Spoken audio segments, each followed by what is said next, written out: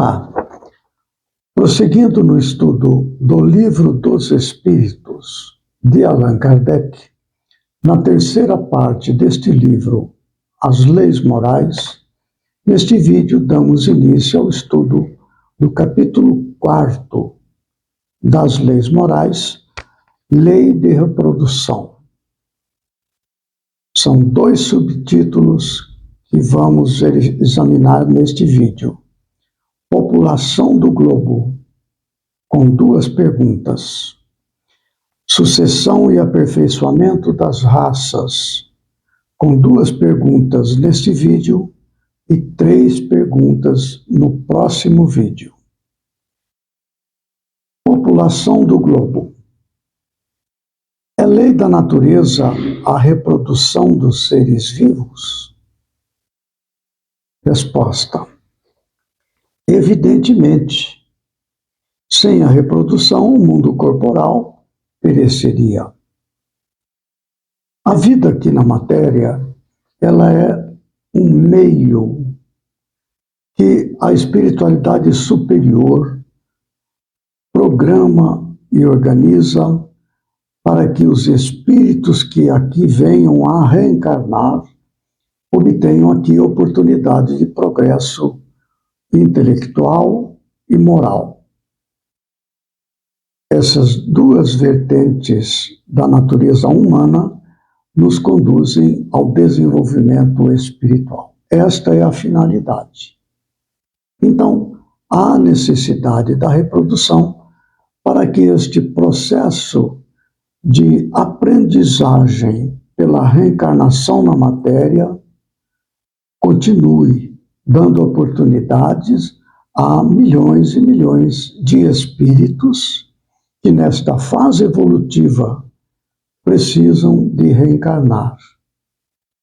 É necessário levar em conta que a Terra é administrada por espíritos muito elevados, tendo em Jesus o seu governador geral, que coordena todo o processo de evolução espiritual na Terra. Pergunta 687. Indo sempre a população na progressão crescente que vemos, chegará o tempo em que será excessiva na Terra? Resposta: não. Deus a isso provê e mantém sempre o equilíbrio. Ele coisa alguma inútil faz. O homem que apenas vê um canto no quadro da natureza não pode julgar da harmonia do conjunto. Esta questão, na época de Allan Kardec, este livro dos Espíritos foi publicado em 1857.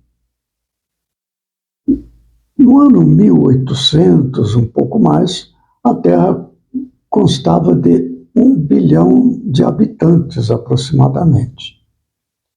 Então, isso parecia, aos economistas, um número muito grande, em se comparando o crescimento da população com a produção econômica, seja na agricultura, na indústria, etc.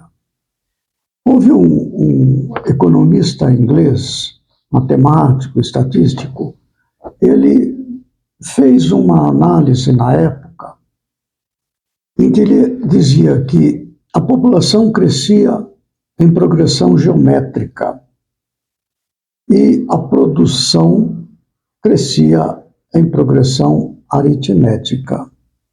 Então, ele entendia, este era Thomas Malthus, que a partir de um certo momento haveria falta de alimentos para a população crescente neste ritmo geométrico.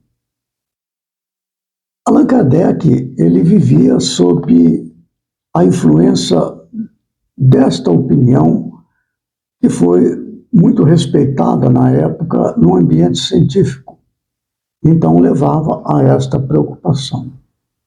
Acontece que a espiritualidade sempre envia para a Terra espíritos muito elevados nas diversas áreas do convívio social, para que possa haver a adaptação das necessidades com as reencarnações.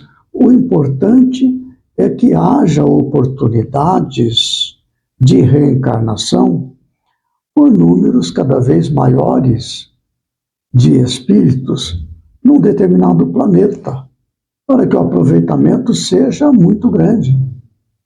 É preciso entender que a humanidade não existe apenas na Terra, existe em todo o universo. E há em todo o universo espíritos no grau de evolução correspondente aos da Terra, que procuram a oportunidade de reencarnar em planetas de expiação e provas. Então, a espiritualidade provê a isto. Então, gênios da matemática, da indústria, do comércio, da agricultura, da pecuária, reencarnam para mudar os métodos da produção, intensificando, como nós sabemos, na área da biologia, na área, enfim, que supra as necessidades para o aumento da produção, atendendo às necessidades dos espíritos que precisam reencarnar de acordo com o ritmo da evolução da população encarnada. Nada fica na Terra sem os cuidados de espíritos muito elevados que coordenam todo o processo para permitir a experiência da evolução intelectual e moral. O próximo subtítulo, Sucessão e Aperfeiçoamento das Raças. Nós vamos ver neste vídeo duas perguntas apresentadas por Allan Kardec aos espíritos superiores que respondiam através da mediunidade. Questão 688. Há neste momento raças humanas que evidentemente decrescem. Virá um momento em que terão desaparecido da Terra? Resposta. Assim acontecerá de fato. É que outras lhes tomarão o lugar, como outras um dia tomarão o da vossa. A preocupação na época era sobre esta questão das raças. Raças como sendo fatores que identificavam a evolução, o que é falso. Porque quem evolui é o espírito. E o espírito reencarnando, ele vai reencarnar num ambiente, num habitat, que ele seria próprio para as suas necessidades evolutivas. Há relatos na literatura espírita em que espíritos muito avançados em inteligência, sobretudo na Europa, que era um centro de evolução de científica e tecnológica e filosófica, que não desenvolviam adequadamente a parte moral, causando grandes danos para a humanidade, muito inteligentes e pouco evoluídos em moralidade. O que acontece?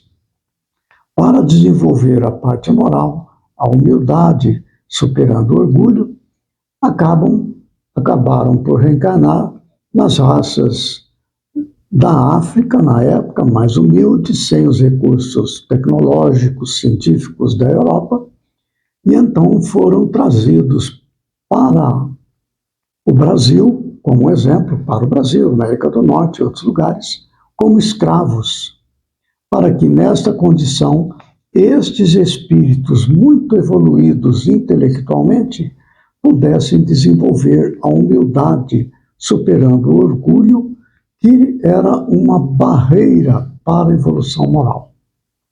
Então, esta questão de separar a humanidade em categorias segundo a sua evolução é um erro. Que quem evolui é o espírito, o corpo é adequado às necessidades do espírito. É um tema muito amplo que poderia se alargar muito mais do que essas simples considerações que eu quis trazer aqui. Questão 689. Os homens atuais formam uma criação nova ou são descendentes aperfeiçoados dos seres primitivos? Resposta: são os mesmos espíritos que voltaram para se aperfeiçoar em novos corpos. É a questão da reencarnação. Sem a ideia de reencarnação, esses assuntos ficam muito difíceis de analisar. Prosseguindo. Mas que ainda estão longe da perfeição. Vou repetir esta frase pela sua grande importância. São os mesmos espíritos que voltaram para se aperfeiçoar em novos corpos, mas que ainda estão longe da perfeição, que é o destino de todas as criaturas, todos os espíritos. Assim, a atual raça humana, que pelo seu crescimento tende a invadir toda a Terra e a substituir as raças que se extinguem, terá sua fase de decrescimento e desaparição. Substituí-la-ão outras raças mais aperfeiçoadas que descenderão da atual, como os homens civilizados de hoje descendem dos seres brutos e selvagens dos tempos primitivos. É preciso notar o caso do Brasil em particular.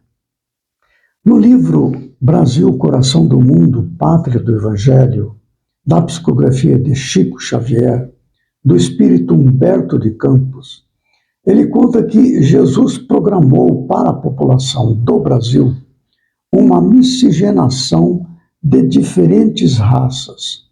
O preto, o pardo, o branco, o mulato, o amarelo e o vermelho, todos aqui miscigenando nesta parte biológica, física, fazendo com que uma raça